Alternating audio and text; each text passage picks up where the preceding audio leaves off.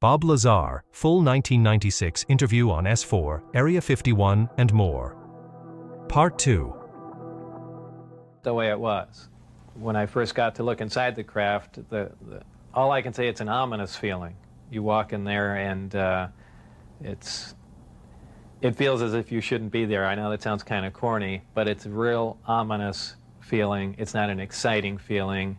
It brings up a whole lot of questions in your mind. Well, where did this come from? And you know that they won't give you the answers to the whole story, but it's that's the only way I can describe it.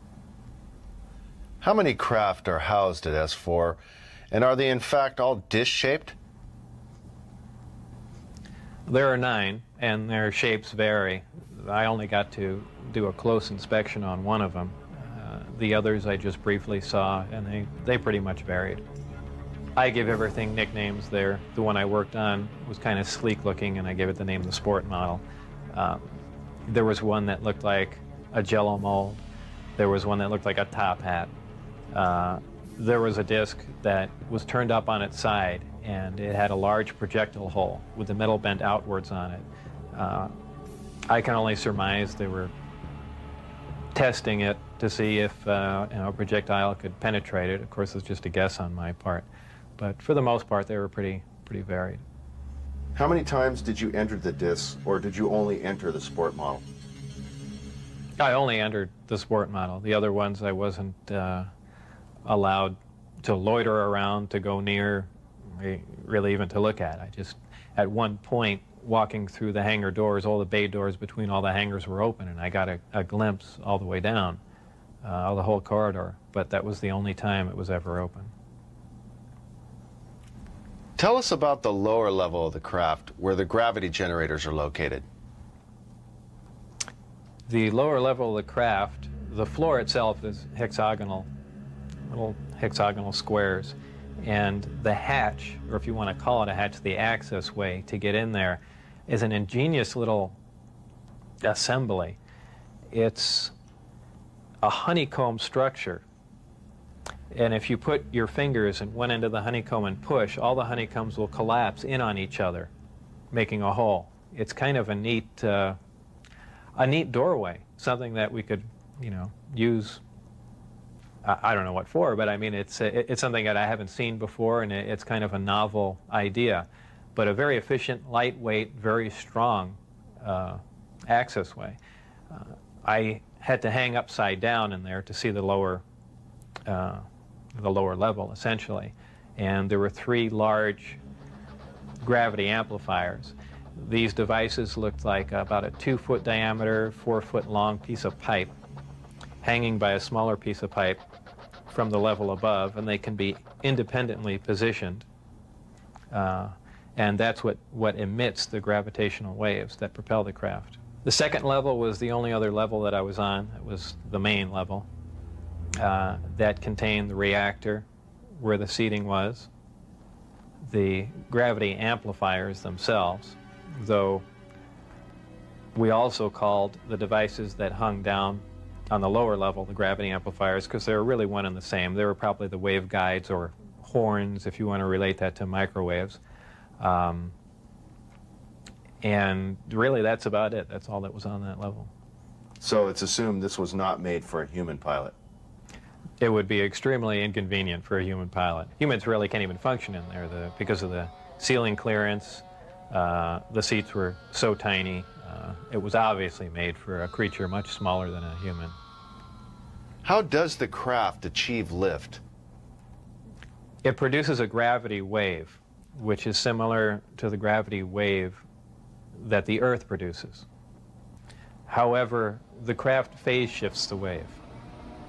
In other words, it turns the wave not really in an opposite polarity, but something to that effect, where it will work against the natural gravity wave of the Earth, and it produces a lift in that effect.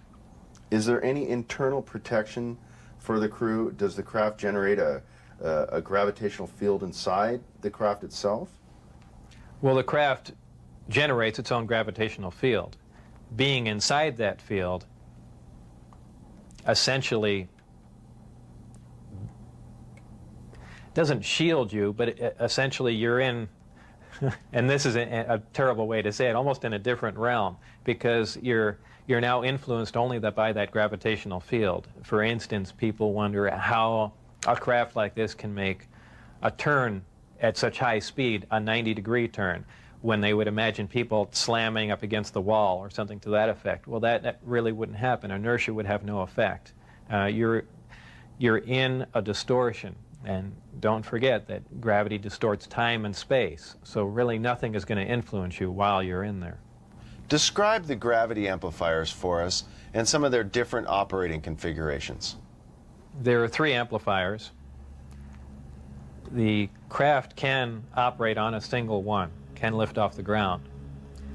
The way in which it's propelled are 2 different ways. There's what they call Omicron configuration, where the craft is using one generator, or Delta configuration, where it's utilizing all 3. Delta configuration would be for space travel. Essentially, the craft will tilt up on its side, as opposed to a science fiction movie where you see a flying saucer moving around. The craft will tilt up on its side, focus the 3 gravity generators to a single point, and move through space that way. Moving around a source of gravity is a problem to a disk because it's interference, essentially. So what they do is they work with that interference to their benefit. They'll use one gravity generator to lift the craft off the ground. And as opposed to what we're used to, for instance, a plane, once it's in the air, we envision thrust or some force coming out the back of it to push it forward. The crafts work completely opposite of that. What they do is once they're hovering in the air, they'll swing the 2 remaining gravity generators up in front of them and create a distortion, essentially a downhill, and the craft rolls downhill for infinity. It's always chasing a little distortion. That's why they look goofy when they fly around at low speed, because they're essentially, and any time you run over, the gravity field around the Earth is not completely constant and stable, depending on the minerals and density of the Earth underneath it. The gravity will vary somewhat, and you will get odd movements of the craft. So its low-speed mode is kind of unstable for the most part. I only witnessed one test flight up close, officially. That I was just inside the hangar. The test was going off probably, just as the sun was going down, and it was a low-performance test. I believe there were some pilots or test pilots in the craft. The craft must have been retrofitted to fit them, because the seating arrangements were really not accommodating. They were in radio communication with the craft, which is kind of surprising to me, because the gravity waves that the craft was producing should have distorted the radio waves also. So apparently there's something there that I don't understand. The craft lifted off the ground, virtually noiseless, other than a small corona discharge on the bottom of the craft, indicating the presence of high voltage. That dissipated at about 30 feet, and it stood there completely silently, and moved over to the left and to the right, and sat back down. That was the entire test. However, that was an extremely impressive test.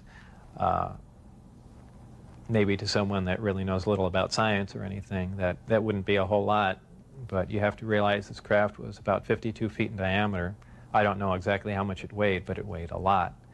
And this was quite a scientific feat, to lift something completely silently, under control, and perform a maneuver like that.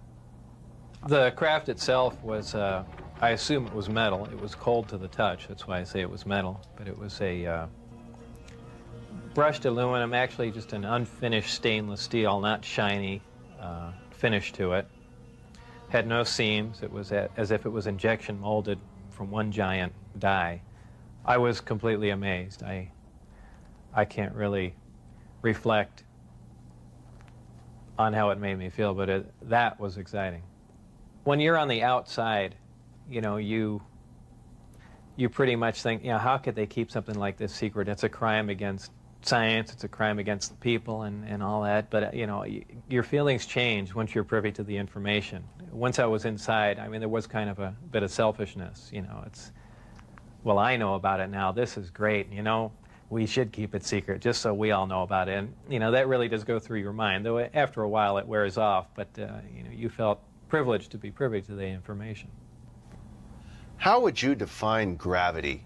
Could you describe in layman's terms its basic principles for us? Gravity is something difficult to explain because it's something that we essentially don't understand. It's just something that we can observe. Not much is really known about gravity. There are many theories about it, but they are just mainly theories. There's theories of gravitons, which allege that these are these subatomic particles that act like an attractive force like gravity that exchange between two pieces of matter. There's also a theory that gravity is a form of wave, an electromagnetic wave. But basically, gravity is a force.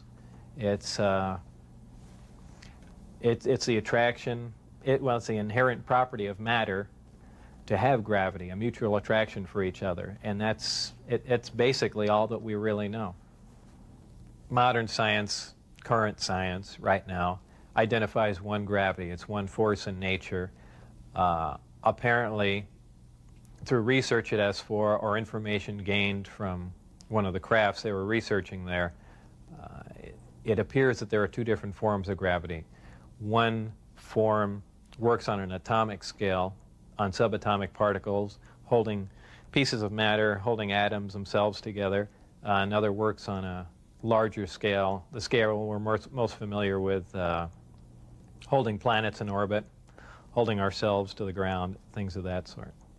Because it produces a gravitational field, I wouldn't say the craft is invisible during the day. However, if you're under the craft, because of the way the gravity is being used, gravity bends time and space, and it bends light.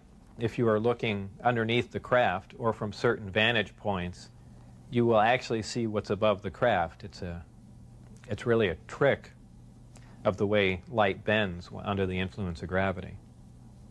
For instance, we can see stars that are behind the sun, that are blocked from our view by the sun. The reason we can see them is because the sun is a tremendous gravitational field and it's bending the light around it where we can see the star. Space-time and gravity are all essentially interrelated. They all act on one another. Gravity bends space. Gravity also distorts time. When you vary one, you essentially vary the other two. As an example, if you have a massive body, say a planet or something that's making a lot of gravity, producing a lot of gravitational waves, if you will, it distorts space. It bends space to it. It also slows down time. These things aren't theories. We know them to be true. We cannot artificially create this because we can't create gravity. But this is how they're all interrelated. How are vast distances of space traveled by amplifying a gravitational field? Well, because space-time and gravity are all interrelated, if you could produce